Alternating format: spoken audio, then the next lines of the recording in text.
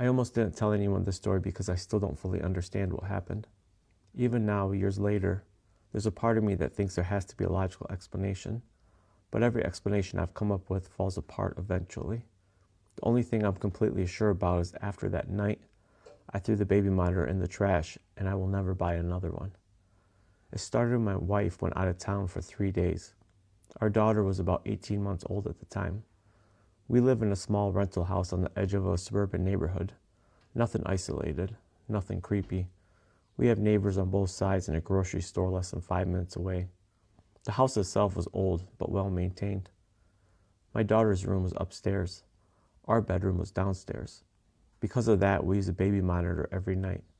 Nothing unusual. Just one of those audio monitors that let you hear if the baby cries. The first night my wife was gone was completely normal. The second night wasn't. Around midnight, I was watching TV in the living room when I heard movement through the monitor. Not crying, just movement, like blankets rustling. I turned the volume up. For a few seconds, I heard nothing.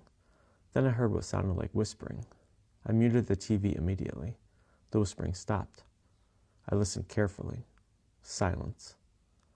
I figured maybe the monitor picked up interference from another device nearby. I went upstairs and checked on my daughter. She was asleep. Room was empty. Everything was normal. I went back downstairs. About 20 minutes later, it happened again. This time I heard what sounded like someone speaking very quietly. I couldn't make out words, just the rhythm of speech, like a conversation happening in another room. The strange thing was that it wasn't coming through clearly enough to understand, only enough to recognize it was a human voice. I checked the room once again. Nothing. No open windows, no TVs on, nothing. At that point, I convinced myself it was interference. We live near a lot of houses. Maybe another monitor was bleeding into ours. I went to bed. Around 2 a.m, I woke up because the monitor was making noise. Not static, a voice. Clearer this time. I sat up immediately. A man was talking. Quietly. Calmly. The kind of voice you'd use when speaking to a child. I couldn't make out every word, only fragments. Things like, "That's right," and "Good girl." My blood went cold. I grabbed the monitor. The voice continued for maybe 3 more seconds, then stopped. I was already running upstairs before it ended. I nearly fell trying to take the corner. When I reached my daughter's room, everything looked normal. She was asleep. Nobody was there. I checked the closet, under the crib, the hallway, the bathroom. Nothing. The house was empty. I locked every door and spent the rest of the night awake. The next morning, I told myself it had to be interference. Had to be, because the alternative didn't make sense. The third night was when things became impossible to ignore. Around 11, my daughter had already been asleep for an hour.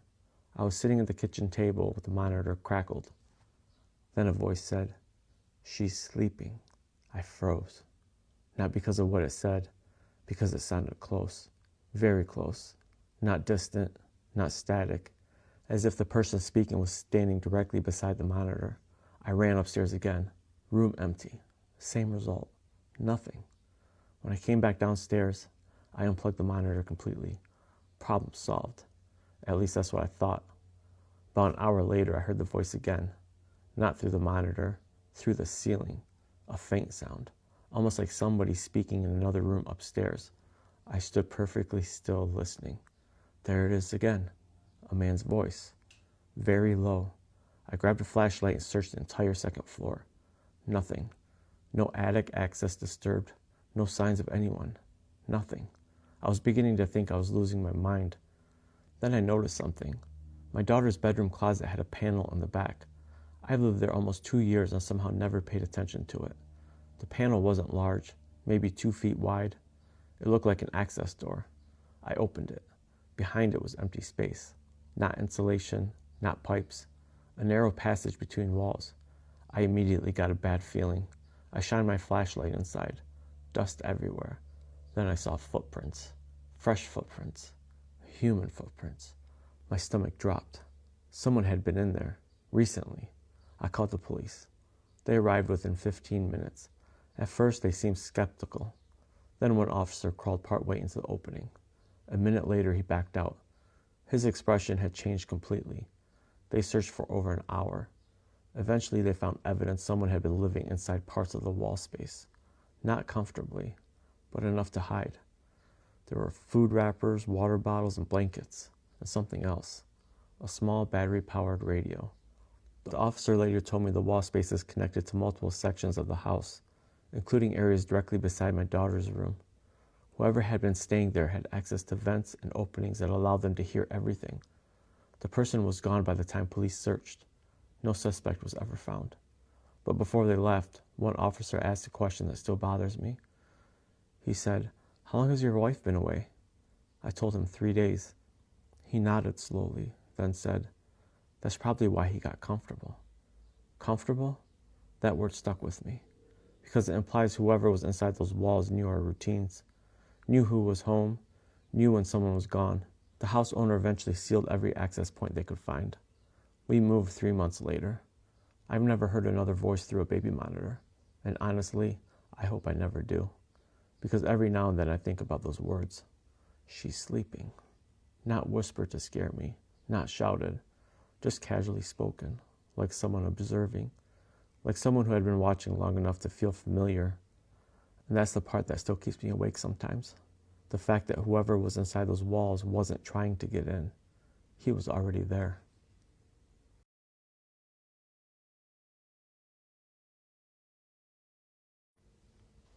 The first time I saw her, I thought she was a distant relative. The second time, I assumed it was coincidence. By the third photo, I started getting scared. By that time, I figured out who she actually was. I wished I hadn't. My grandmother died when I was 28.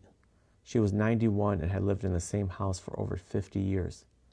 After the funeral, my family spent several weekends cleaning out the place.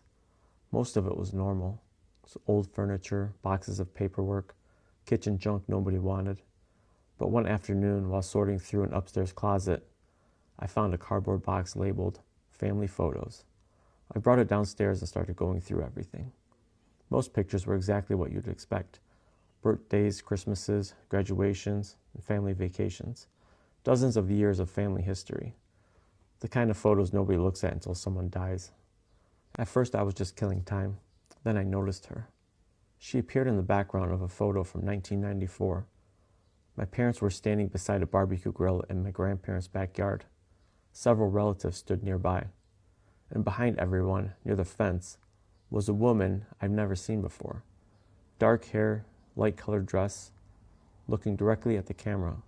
I assumed she was somebody's friend, maybe a neighbor, nothing unusual. I set the photo aside and kept sorting. Then I found another picture. Different year, different event, same woman. This photo had been taken at my aunt's wedding. The woman stood near the reception hall entrance, again looking directly at the camera. Again, nobody else seemed aware she was there. That caught my attention. I flipped the photo over. No notes, no names, nothing. Still, it wasn't impossible. Big weddings have lots of guests. Maybe she attended both events. Then I found a third photo. And that's when the situation became strange, because this picture had been taken nearly 10 years earlier. Different hairstyle, different camera, different location. Yet the woman looked exactly the same. Not younger, not older. She looked the same. I started digging through the box specifically looking for her. Within 20 minutes, I found 7 photographs. 7, spanning nearly 20 years. And in every single one, she was in the background, she faced the camera, and nobody appeared to interact with her. Most disturbing of all, she never seemed to age. That night, I showed the photos to my father. I expected him to recognize her immediately. Instead, he stared at them for a long time, then asked, "Where did you find these?" I explained, and he didn't answer right away. Then he asked, "How many are there?" That reaction bothered me, because he didn't seem surprised. He seemed nervous. Eventually, he admitted he noticed her years earlier. Not just him either. My grandmother had noticed her too. Apparently, the family joked about it for decades. They called her the photo lady. Nobody knew who she was. Nobody remembered meeting her, yet she kept appearing. I laughed at first, because the whole thing sounded ridiculous. A reoccurring stranger in family photos? Come on. There had to be an explanation.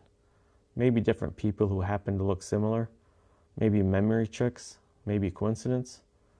Then my father handed me another photograph, one I hadn't seen before, and my laughter stopped. The picture showed me, age 6, standing beside a bicycle on Christmas morning. I remembered the bike. I remember the yard. I remember that day. And behind me, partially hidden in the garage, was the same woman, looking directly at the camera, again. That bothered me more than the older photos, because now it felt personal. I wasn't looking at events from before I was born. I was looking at my own memories, and somehow she'd been there. Over the next few weeks, curiosity turned into obsession. I scanned every photo, enhanced them, compared images, made timelines. The woman appeared at birthday parties, reunions, cookouts, graduations, holiday gatherings. She was always in the background. She was always watching and never participating. Then I found a photo that changed everything. It wasn't from in the box. It was hanging in a frame. The picture showed my grandparents standing outside their house shortly after buying it in 1971, one of the earliest photos we had. I almost walked past it. Then I noticed someone standing in the upstairs window, the same woman. That made no sense, because according to family history, my grandparents had just moved in. Nobody else should have been inside. Yet there she was, watching from the second floor. I brought the photo to my father. For the first time, he looked genuinely frightened. Then he told me something he never mentioned before. Apparently, the house had belonged to another family before my grandparents purchased it. A family with one daughter. A daughter who disappeared. Not murdered, not officially, just gone. One day, she never came home. No answers, no suspects, no resolution. The case eventually went cold. Her name was Emily Hart. And after some digging online, I found an old newspaper clipping. The photo attached to the article nearly made me drop my phone, because Emily Hart looked exactly like the woman in the pictures. Exactly. At first I felt relieved. Mystery solved, right? Wrong, because the timelines didn't work. Emily disappeared in 1969, at age 19. Yet she appeared in family photos taken decades later looking exactly 19. I stopped researching after that. Not because I believed anything supernatural. Honestly, I still don't. But the entire thing started affecting me. Every family photo felt different. Every memory felt strange. I couldn't stop scanning backgrounds, looking for her, expecting her. Months passed. Eventually life moved on. The house sold. The photos got packed away. The obsession faded. Mostly. Then one afternoon my cousin called me. She'd been helping scan old family albums and wanted copies of some photos I digitized. While we were talking, she casually mentioned something I hadn't heard before. Apparently my grandmother hated having her picture taken. Not unusual for old people, but according to my cousin, there was one specific reason. When my grandmother was younger, she told family members she believed someone kept showing up in photographs, someone who wasn't supposed to be there. At the time, everyone assumed she was joking, or being dramatic, or remembering things incorrectly. After all, people misidentify faces all the time. But now that story sounded different. I asked my cousin if Grandma ever described the woman. She said no, but she remembers something else. Years ago, my grandmother had removed several photos from the albums and hid them in a drawer. Nobody knew why. That got my attention immediately. The next weekend, I drove back to the house. I knew the owners hadn't moved in yet, and my uncle still had access. It took nearly an hour, but eventually I found the drawer my cousin mentioned. Inside were 12 photographs wrapped in an old dish towel. All of them contained the woman, every single one. Most were familiar, but one wasn't, and one had changed everything. The photo appeared to have been taken inside the house, specifically inside my grandma's kitchen. Judging by clothing styles, it looked like the late 70s.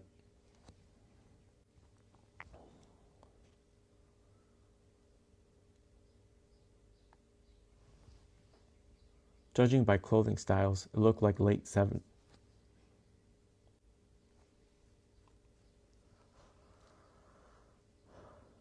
Judging by clothing styles, it looked like it was the late 1970s. My grandmother stood at the counter. My father, still a teenager, sat at the table, and a woman stood in the doorway, closer than ever before. Not outside, not in the background. She was inside the house. What bothered me wasn't her presence. It was her expression. In every other photo, she simply looked toward the camera, neutral, calm, almost curious. But in this one, she was smiling. Not a normal smile, not happy, not friendly, just enough to show she knew she was being photographed. I couldn't stop staring at it. The closer I looked, the stranger it felt, because nobody else in the room seemed aware she existed. My grandmother wasn't reacting. My father wasn't looking toward her. Nobody acknowledged her. That photo stayed on my mind for weeks. Then something happened that I still struggle to explain. I was organizing digital copies of the photos late one night, zooming in, adjusting contrast, looking for details, mostly out of habit, when I noticed something I'd missed before. The woman wasn't always looking at the camera, at least not directly. In the oldest photos she was, but over time her gaze shifted, gradually, year after year. By the 1980s, she seemed to be looking slightly away. By 1990s, she appeared focused on whoever stood nearest the camera. And in the newest photos, she seemed to be looking directly at family members, not the lens, the people. I tried convincing myself it was perspective, optical illusion, anything. But once I noticed it, I couldn't unsee it. Then Thanksgiving happened. My cousin hosted dinner that year. Different house, different town, 3 states away from my grandmother's old property. Nobody brought up the photos. Nobody talked about Emily Hart. Life had mostly returned to normal. Towards the end of the evening, someone suggested a group picture. The whole family crowded together in the dining room, smiling, laughing, normal holiday stuff. A few days later, my cousin uploaded the photo to our family group chat. People commented, shared jokes, talked about who blinked, the usual. Then my phone rang. It was my father. The moment I answered, he said, "Don't say anything in the group chat." I already knew, before he even explained. I opened the photo, zoomed in, towards the dark doorway leading to the kitchen, and there she was. The same dark hair, same light-colored dress, same face, exactly 19. Exactly the same, standing half hidden in the shadows, watching. For a long time, neither of us spoke. Then my father asked, "You see her too?" I said yes. The worst part wasn't that she was there. It wasn't that she'd appeared again after all these years. It wasn't even that she looked unchanged. It was where she was looking. Because for the first time in any photograph, she wasn't looking at the photographer. She was looking directly at me. Nobody has ever explained it. Maybe there's an explanation. Maybe every photograph contains a different woman who simply resembles the others. Maybe our family created a story and spent decades convincing ourselves it was real. I'd love to believe that, really. But every once in a while, when someone posts a new family photo online, I find myself zooming into the background, just checking, just in case. And lately I've started noticing something else, something I wish I hadn't.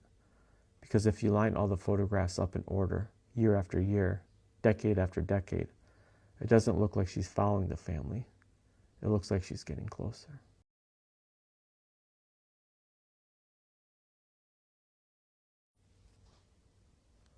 I never met him, at least not officially. But for nearly 3 months, somebody knew exactly where I would be before I got there. And by the time I realized what was happening, it was already too late to stop it. This happened when I was 24. I worked for a regional cable company doing residential service calls.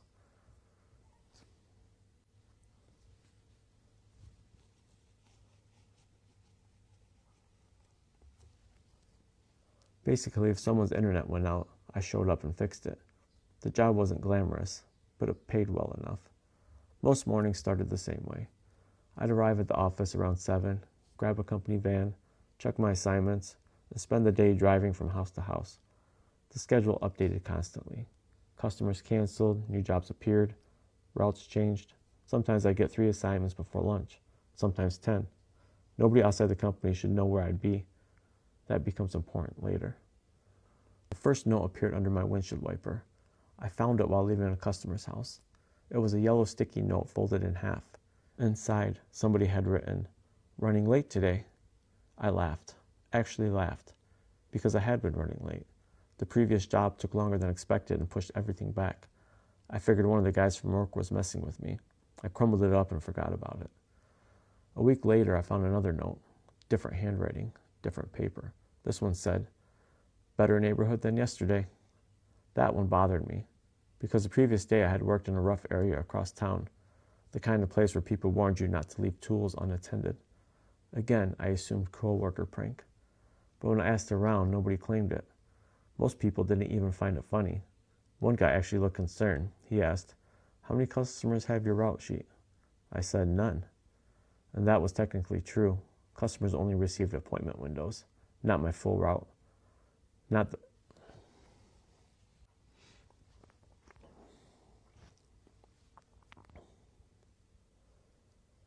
not my full route, not the order, not the addresses before or after them.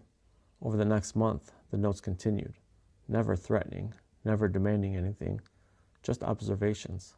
Things like, "That's a lot of stairs," after an apartment call, or "Nice dog," after a service visit where a customer had a huge German Shepherd. The notes always appeared on the van, always when I was inside the house, always when nobody should have been nearby. Then something changed. One afternoon, I completed a service call that had only been added 15 minutes earlier. Last-minute appointment, brand new. Nobody could have predicted it. When I returned to the van, there was already a note. It said, "Didn't think you'd make this one." That was the moment I stopped thinking it was a prank, because whoever left it somehow knew about an appointment that barely existed. I reported it to my supervisor. He took it seriously at first. Security reviewed office cameras. Nothing unusual. Route systems showed no unauthorized access. Nobody seemed to know anything. Eventually, management blamed the customer. Maybe somebody recognized me from a previous visit. Maybe someone happened to see my van repeatedly. It sounded weak, but I had no better explanation, so life continued for a while. Then I got the package. No return address, delivered directly to the office. Inside was a disposable camera, one of those old film cameras people used before smartphones. There was no note, just the camera. I almost threw it away. Instead, curiosity got the better of me. I paid to develop the film. There were 24 photos. Every single one was of me. Some were taken from parking lots, some from across streets. One showed me eating lunch inside my van. Another showed me carrying equipment into a customer's house. Several were close enough that I should have noticed the photographer, but I never had. The final photo made my stomach drop. It showed my house, taken from across the street. At night, my porch light was on. Police got involved after that. They took reports, collected the notes, collected the photos, asked questions, lots of questions. But there wasn't much to investigate. No fingerprints, no witnesses, nothing. The detective assigned to the case told me something I still remember. He said, "Whoever this is, they're patient." At the time, I didn't understand what he meant. Later, I did. For the next few weeks, everything stopped. No notes, no packages, no photos, nothing. I actually started relaxing. Maybe police scared them off. Maybe they got bored. Maybe they moved on. Then one Friday afternoon, I received my final service call of the day. Small house near the edge of town. Internet outage. Simple job. The customer's name on the ticket was unfamiliar. No red flags, no warnings, nothing. I knocked on the door. Nobody answered. I knocked again. Still nothing. Then my phone buzzed. Unknown number. I answered. A man said, "You're early," then hung up. I stood there staring at my phone. Every instinct told me to leave. Instead, I called the customer's number listed on the work order. Disconnected. That was enough for me. I returned to the van and immediately noticed something under the windshield wiper. One final note. It read, "Finally got you here."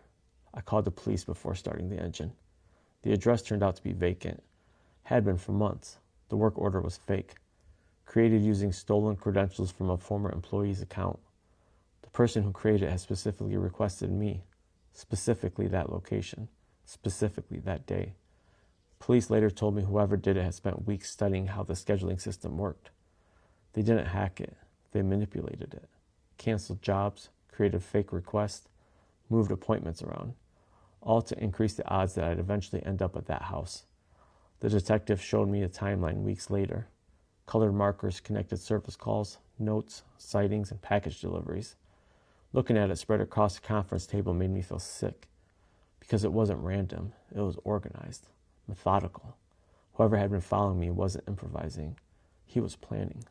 The house itself had been staged, not dramatically, no trap doors, no weapons lying around, just subtle things.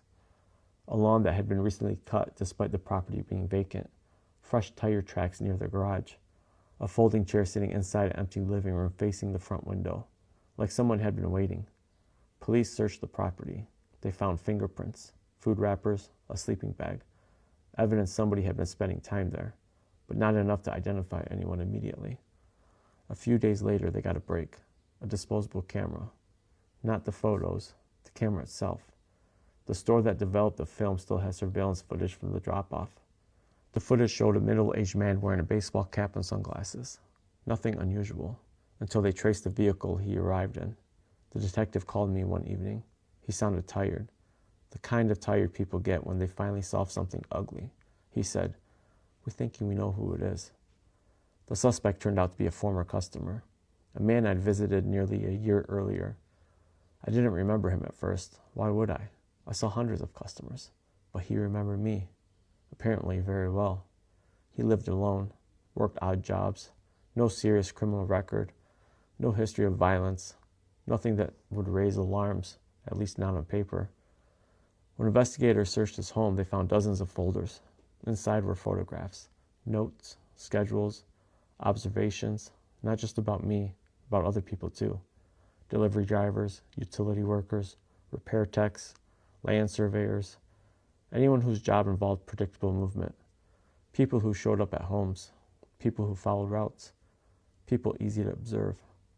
The detective later described it as an obsession with patterns. The man liked tracking people, learning routines, predicting behavior, seeing how much he could figure out without being noticed. What disturbed me most wasn't that I had a folder. It was how thick it was. My folder contained photographs, gas station receipts, maps, handwritten notes, vehicle descriptions. He knew which coffee shop I stopped in most mornings. He knew which gas stations I preferred. He knew how often I skipped lunch on Fridays. He knew I called my mother every Sunday afternoon. There were things in that folder I didn't consciously know about myself until I read them. The detective asked whether I wanted to know why I'd been singled out. I said yes, immediately. I needed an answer. He shook his head, then said, "We asked him the same thing.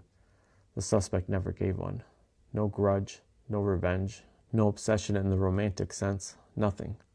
His explanation, if you could call it that, was simple. He liked watching people who didn't realize they were being watched. That was it. No deeper motive, no hidden meaning, just curiosity stretched into something disturbing. Eventually, the case ended. The man accepted a plea agreement involving stalking and fraud-related charges connected to the fake work orders. Life moved on, at least outwardly. I changed jobs a year later, not because of him. At least that's what I told people. But the truth is I never felt comfortable again. Not in that van, not on those routes, not knowing how long someone had been standing just outside my awareness. Even now, years later, I still check parking lots more than I should. I still glance at people sitting in cars too long. I still notice cameras. And every once in a while, when I walk towards my vehicle after work, I catch myself looking beneath the windshield wipers, just in case. A few years after everything happened, I received a phone call from the detective who handled the case. He'd retired by then. We exchanged small talk for a minute. Then he mentioned something I never heard before, something investigators never released publicly. Apparently, there was one item in my folder that didn't match the others. One photograph. It showed me standing beside my van at a service call, perfectly normal, except for what was written on the back. Just 6 words, written in neat black ink. Almost ready to invite him. The detective asked me if that meant anything to me. I told him no, because it didn't. Not then, not now. But every once in a while, usually late at night, I think about that empty house, the fake service call, the folding chair facing the window, the months of planning, the note that said, "Finally got you here." And I wonder what would have happened if I knocked one more time, or waited a little longer, or decided to walk around back. Because for nearly 3 months, somebody wasn't just learning my schedule, he was building one, and I still don't know what he wanted me there for.